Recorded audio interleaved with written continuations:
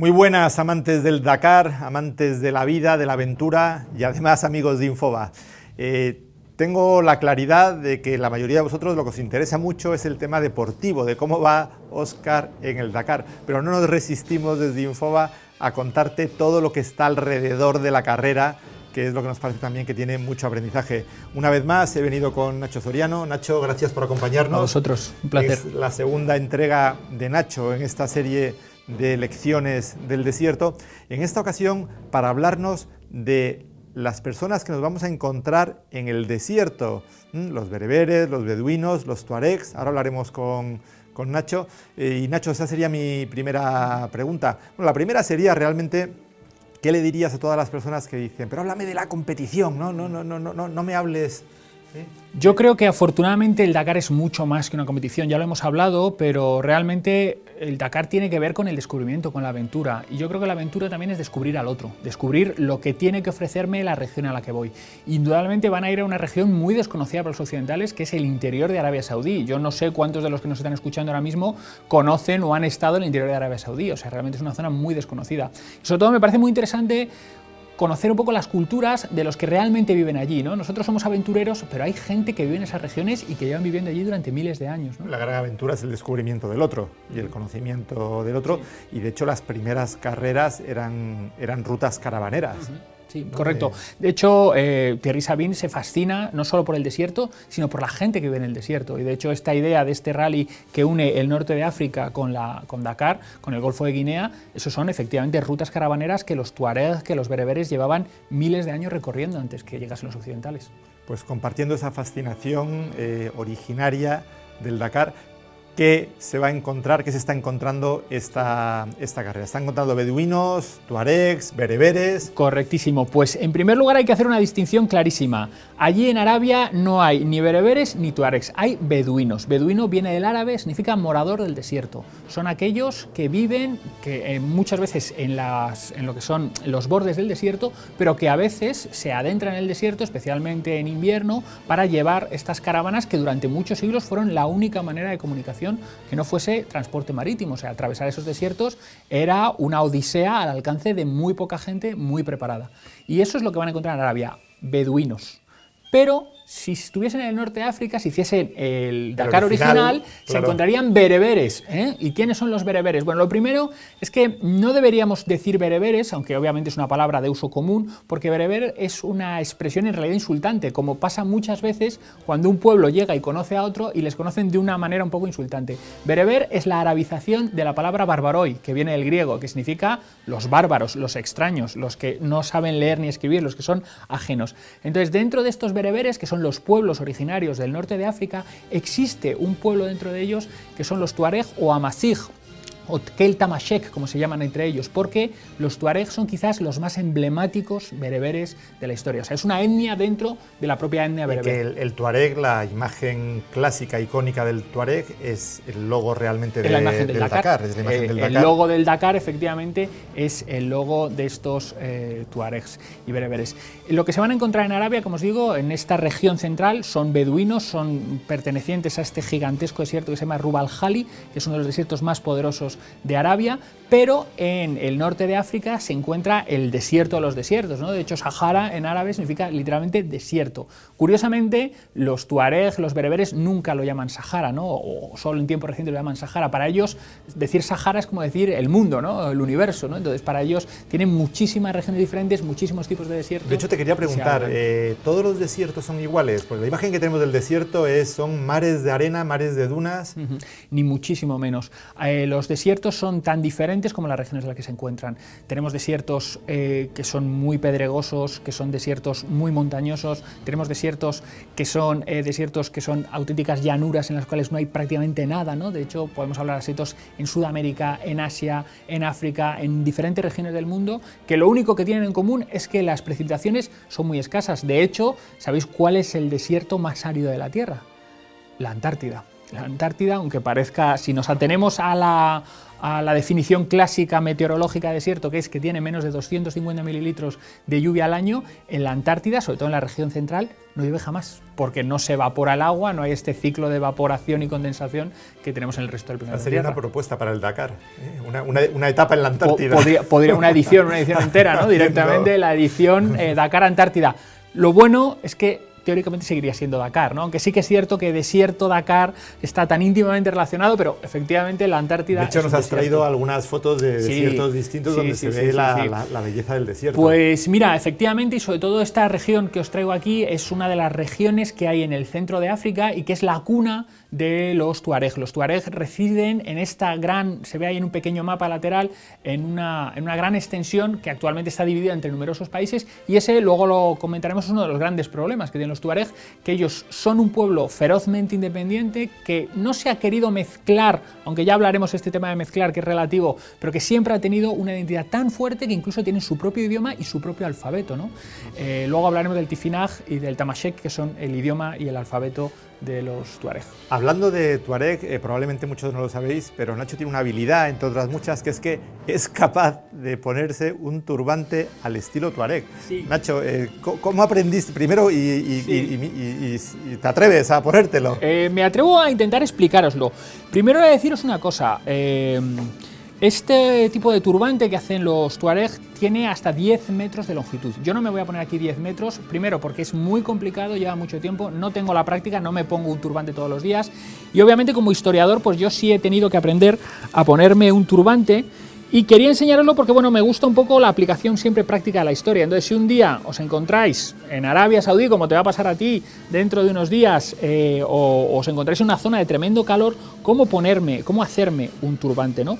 Un turbante en realidad tiene que ver con un trozo de tela de más o menos, tiene que ser alargado, sobre todo mínimo 2 metros, este es de 2,5 metros más o menos, es muy sencillo, pero tiene que ver sobre todo con el hecho de que tenga a lo mejor unos 40-50 centímetros de ancho, y con el hecho, como veis, de retorcerlo bien alrededor de la cabeza, dejándose una pequeña parte para que me cubra la parte de arriba, y en cuanto lo tenga un poquito cruzado... Se te está moviendo, yo creo. Sí, no te preocupes, porque ahora me lo ajusto.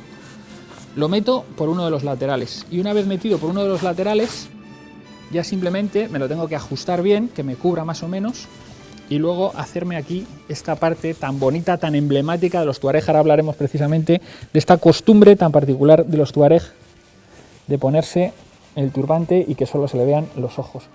Pues esto es un turbante así, básicamente un poco hecho, no me estoy mirando al espejo, no sé si me está quedando muy bien, pero la idea es... No tengo un espejo que ofrecerte, pero vamos, no te preocupes, yo creo que está dignamente, o sea, se entiende cuál era el objetivo.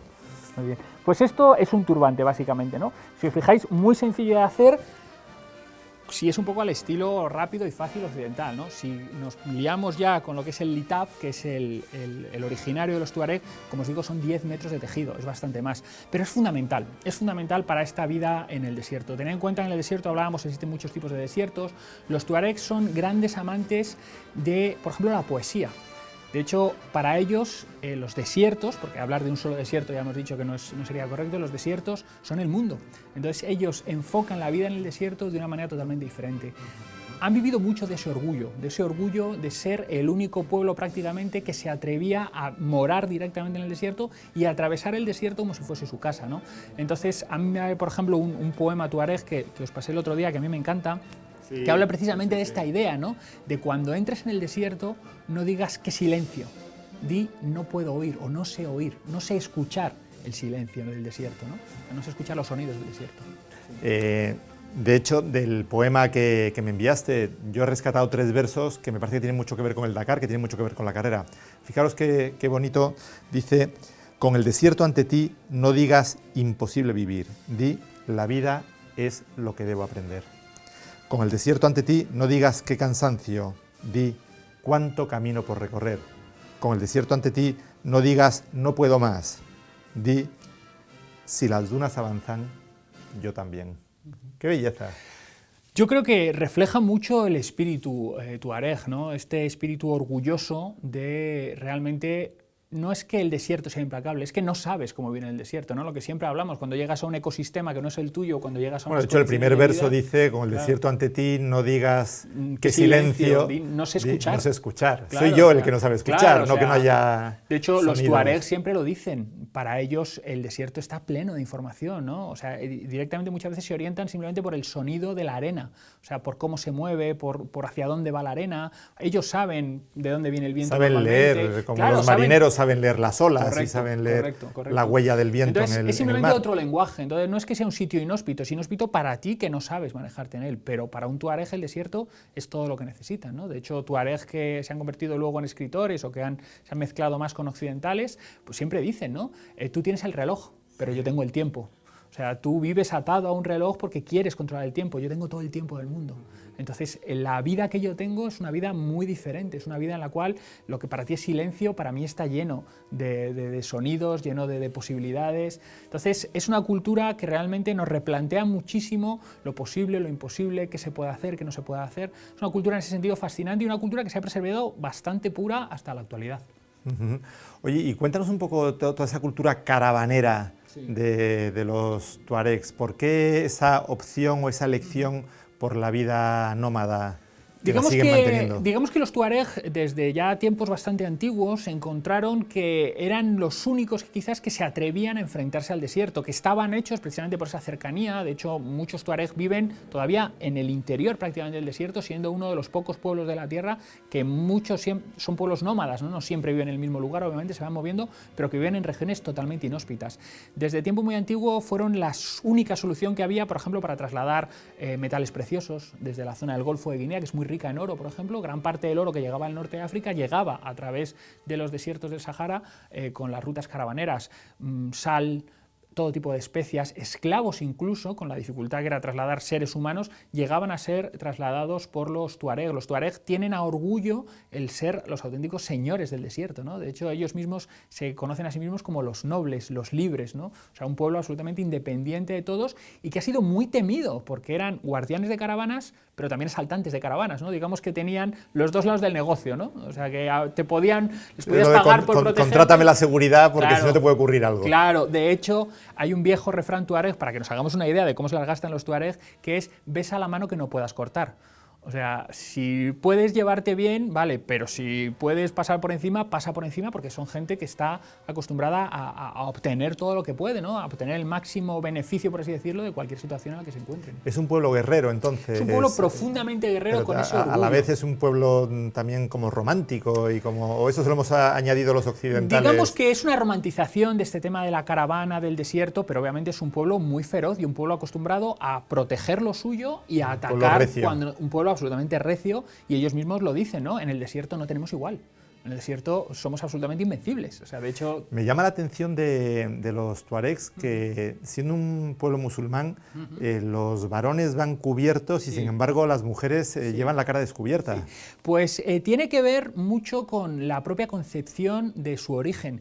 De hecho, para los tuareg, el origen de los tuareg es una mujer. Tin Hinan, que supuestamente en el siglo IV después de Cristo, al parecer, hay algunos que dicen que vino incluso de la Atlántida, ¿no? De hecho, era una mujer, al parecer, blanca, de rasgos blancos, y que era una leyenda legendaria hasta que se encontró su tumba a principios del siglo XX. Es una historia curiosísima que a los historiadores nos fascina. Se encontró la tumba de Tin Hinan y era una tumba fastuosa con todo tipo de riquezas, además riquezas de diferentes lugares, de todos los diferentes desiertos y regiones limítrofes de desierto. Se encontró en el desierto. Desde monedas romanas hasta brazaletes de oro, o sea, tenía diversas riquezas que venían de diversos lugares de lo que era, no lo llamaremos imperio porque ellos nunca han dominado nada, pero sí la región de influencia de los tuareg, ¿no? Y de ahí viene la idea de que los tuareg son matrilineales, o sea, el linaje de una familia se establece a partir de la madre, no del padre.